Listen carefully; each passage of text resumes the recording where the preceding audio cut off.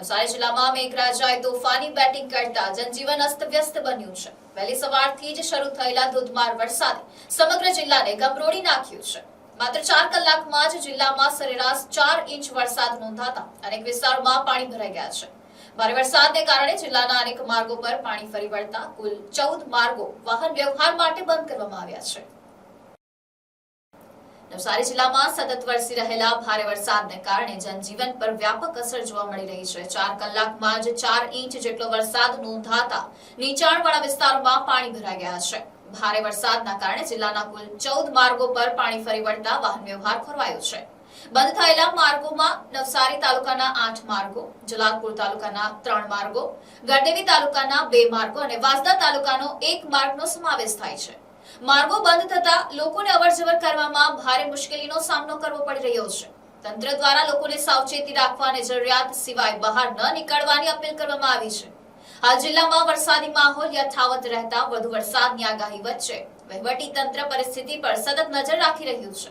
નીચાણવાળા વિસ્તારોમાં રહેતા લોકોને સતર્ક રહેવા તેમજ પાણી ભરાયેલા માર્ગોથી દૂર રહેવા સૂચના આપવામાં આવી છે।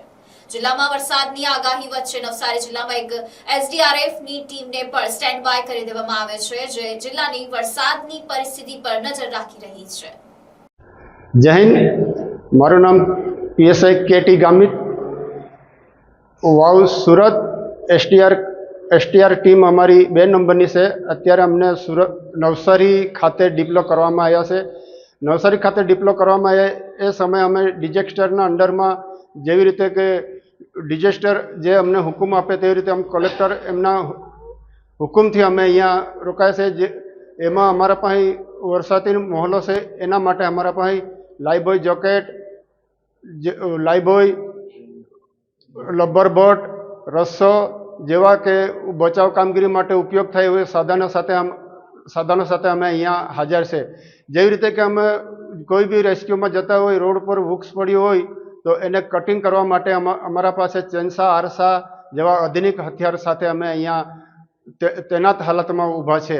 તૈયારી હાલતમાં અમે અહીંયા નિવાસી જિલ્લા શિક્ષણ તાલીમ સંસ્થા પર હાજર હાલતમાં છે। Bureau report NDC news, Navsari.